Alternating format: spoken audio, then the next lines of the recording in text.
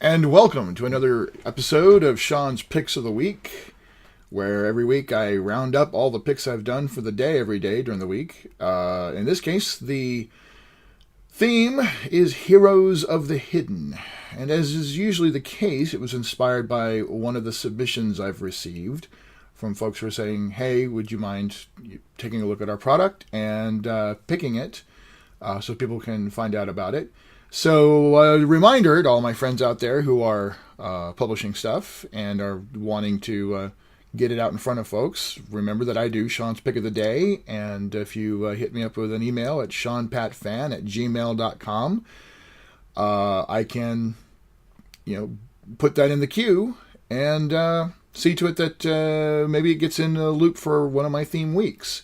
Another way to reach me is just use the contact options at seanspickoftheday.com. So like I said, this week's theme is Heroes of the Hidden, and we open up with Sewer Rats, which is, as they describe at Tricky Troll Games, a Savage Worlds setting kit, which is kind of an interesting idea.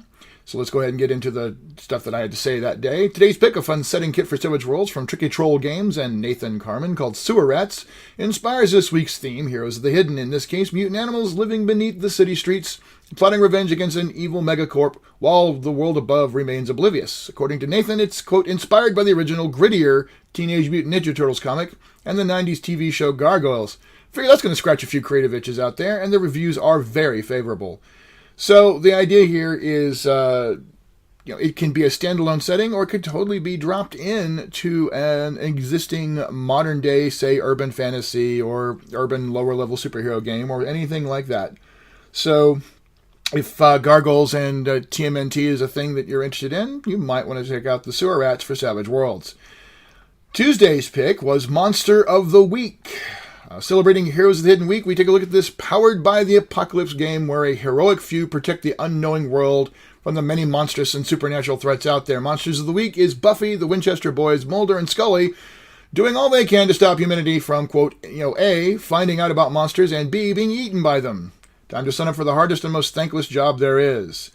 So this one's got character creation rules to bring your hunter to life and create a cohesive hunting team, 8 simple moves to investigate and deal with monsters, an easy-to-use system based on the popular Apocalypse World RPG, thorough mystery creation tools, and 2 ready-to-play mysteries, new material including an introductory mystery, example monsters like the Balkan vampires, ghouls, and spore trolls, and hunter types like the Crooked and the Spell Slinger.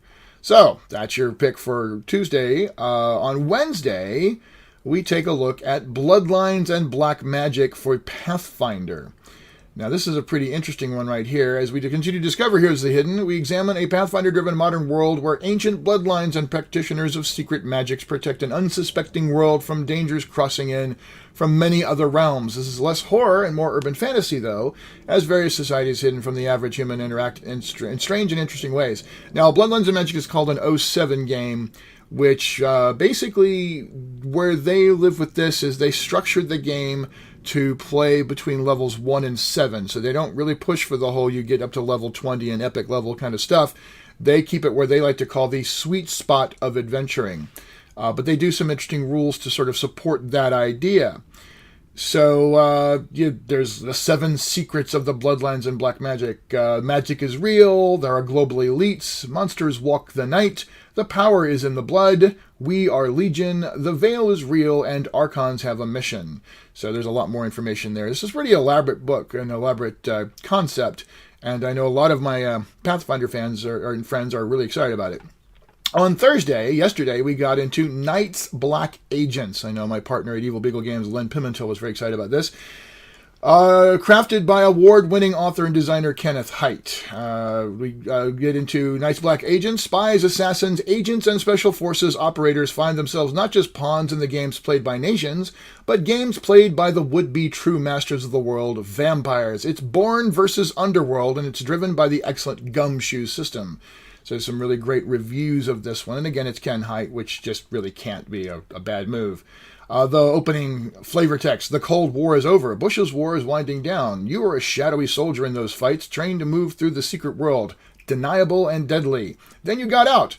Or you got shut out. Or you got burned out. You didn't come in from the cold. Instead, you found your own entrances into Europe's clandestine networks of power and crime. You did a few ops. You asked even fewer questions. Who gave you that job in Prague? Who paid for your silence in that Swiss account?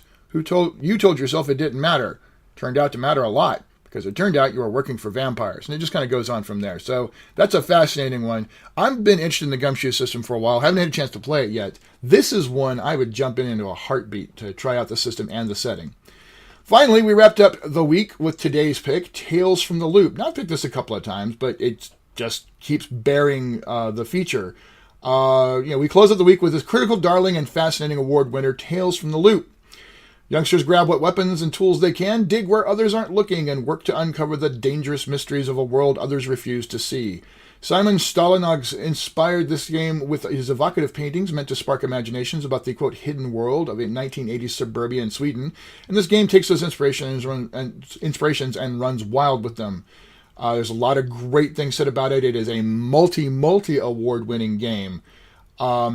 It's just a lot of fun. The role-playing game in the vein of E.T. and Stranger Things. You'll play teenagers solving mysteries connected to the loop. The game rules are based on Mutant Year Zero, which was awarded a silver Emmy for best rules at 2015 Gen Con. Features create your own unique characters, including skills, items, prides, problems, and relationships in mere minutes. Explore the secrets of the loop in 2 main game settings, one based on the Swedish Malarian Islands, and the other on Boulder City, Nevada. Investigate mysteries and overcome trouble using fast and effective rules, and play the 4 complete scenarios included, tied together in the campaign named 4 Seasons of Mad Science. So this is a fascinating idea. And again, it wraps up the idea of Heroes of the Hidden Week very nicely, which is more or less the modern world, things going on that not everyone sees, but you're part of the people who do see it and participate in it, and that's what this week's theme was. So there we are, 5 really cool projects that all fit in the idea of playing in modern fantasy with maybe a bit of horror, maybe a bit of urban fantasy, and other elements thrown in. Hope you enjoyed that, and as always, if you have suggestions for picks, you should definitely use the contact section on SeanSpeakOfTheDay.com or drop me an email at SeanPatFan@gmail.com. Of course, I also post this up on our Evil Beagle Games website, so you can contact us there as well. Thanks for watching, and enjoy your gaming. Cheers.